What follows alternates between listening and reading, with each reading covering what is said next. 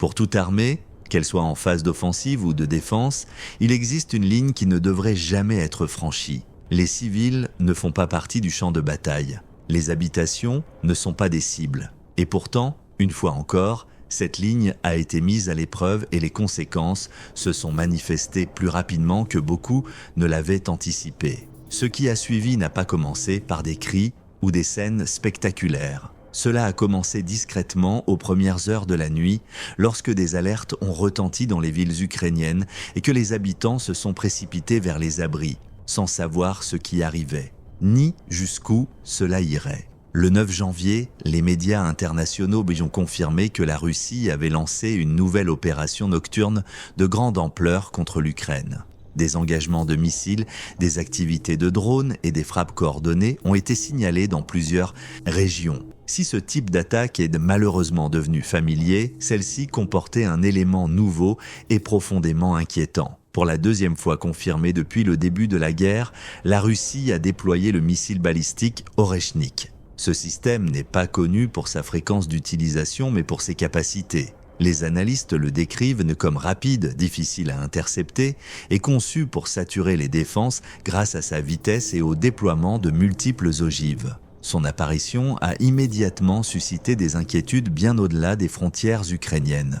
La frappe a touché plusieurs zones, dont Kyiv. Des immeubles résidentiels ont été endommagés. Les services d'urgence sont intervenus dans des conditions extrêmement difficiles. Des pertes ont été signalées, parmi lesquelles des civils et des secouristes.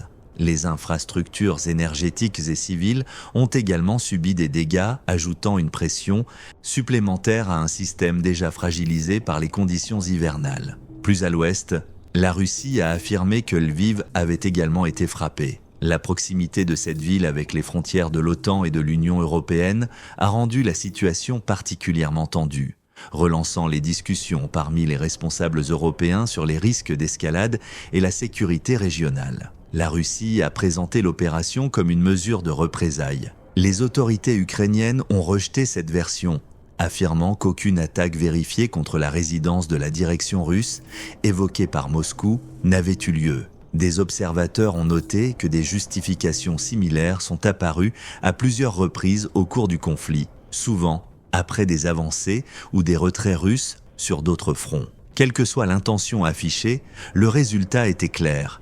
Des zones civiles avaient été touchées, des infrastructures perturbées et la pression s'était intensifiée. Mais l'histoire ne s'est pas arrêtée là. L'Ukraine n'a pas répondu de la même manière. Aucune frappe visant des quartiers civils n'a été signalée. À la place, en l'espace de quelques heures, les forces ukrainiennes ont lancé une série de contre-opérations ciblant la logistique militaire et les chaînes d'approvisionnement. Le 10 janvier, l'état-major général ukrainien a confirmé des engagements visant un dépôt pétrolier dans la région russe de Volgograd, une installation liée à l'approvisionnement en carburant des forces russes. Les autorités régionales ont reconnu les dégâts, faisant état d'incendies et de mesures d'urgence mises en place. L'ampleur exacte des équipements détruits était encore en cours d'évaluation. D'autres avancées ukrainiennes ont inclus des frappes contre des sites de stockage de drones, des postes de commandement et des installations d'observation dans les territoires occupés. À Donetsk et en Zaporijia, des drones ukrainiens ont été utilisés pour perturber la coordination du commandement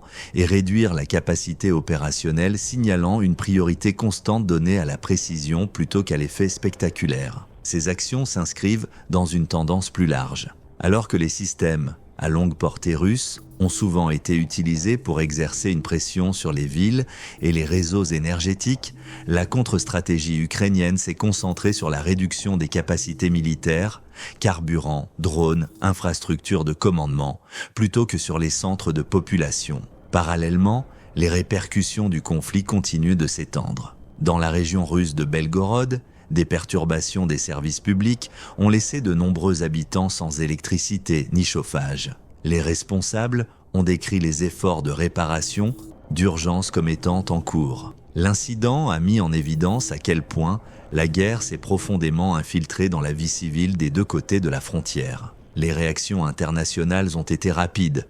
Des dirigeants européens ont averti que l'utilisation de systèmes de missiles avancés à proximité du territoire de l'Union européenne constituait une escalade grave. Les responsables ukrainiens ont fait écho à ces préoccupations, soulignant que la pression continue exercée sur les infrastructures civiles menace la stabilité régionale dans son ensemble. Derrière chaque titre se cache une réalité plus vaste. Selon les données vérifiées par l'ONU, les pertes civiles en Ukraine se chiffrent en dizaines de milliers depuis le début de la guerre. De nombreux analystes estiment que les chiffres réels pourraient être nettement plus élevés. Il ne s'agit pas de statistiques abstraites, ce sont des vies brisées, des familles déplacées et des communautés durablement transformées. À mesure que l'hiver s'intensifie, les frappes visant l'énergie, les transports et la logistique médicale se multiplient. Les lignes ferroviaires, les entrepôts et les hubs d'approvisionnement, autrefois considérés comme relativement stables, font désormais pleinement partie du paysage opérationnel. Chaque engagement ajoute une couche supplémentaire d'incertitude à une guerre qui ne montre aucun signe de ralentissement. Les événements des 9 et 10 janvier ont révélé non seulement une escalade, mais aussi une intention. La pression ne s'exerce plus uniquement sur le champ de bataille, mais sur l'endurance elle-même. Et pourtant, la réponse de l'Ukraine a transmis un message constant. La contre-pression sera dirigée contre les capacités militaires, pas contre les civils. Le conflit continue d'évoluer à travers avancées, retraits et frappes calculées, chacune façonnant ce qui viendra ensuite. Et à mesure que de nouveaux systèmes apparaissent et que les stratégies s'adaptent, les conséquences dépassent largement le cadre d'une seule nuit. Alors que ces engagements se déroulaient, les analystes ont noté un changement clair de rythme. L'utilisation par la Russie de systèmes de missiles avancés semblait viser autant à tester les réactions qu'à percer les défenses, tandis que les contractions rapides de l'Ukraine mettaient en évidence une emphase croissante sur la vitesse, la coordination et la pression ciblée. Chaque frappe et chaque réponse semblaient soigneusement calibrées, non seulement pour un impact immédiat sur le champ de bataille, mais aussi pour envoyer des signaux aux alliés, aux adversaires et aux observateurs attentifs au-delà de la région. Les experts militaires ont souligné que cette phase du conflit est de plus en plus marquée par l'adaptation. Les défenses aériennes évoluent, les tactiques de drones se transforment et les routes d'approvisionnement sont constamment réévaluées. Les avancées sont souvent suivies de retraits, non pas comme des défaites, mais comme des repositionnements en vue de futurs engagements. Dans cet environnement, même des pertes limitées ou la destruction de certains équipements peuvent influencer des décisions prises plusieurs jours ou semaines plus tard. Pendant ce temps, les civils restent pris au piège d'un conflit façonné par la technologie, l'endurance et les calculs politiques. Les alertes aériennes, les perturbations des infrastructures et l'incertitude sont devenus des éléments du quotidien, renforçant les préoccupations soulevées à répétition par les organisations humanitaires. Chaque nuit porte la possibilité de nouvelles frappes, et chaque matin soulève la question de savoir quels systèmes ont tenu et lesquels ont cédé.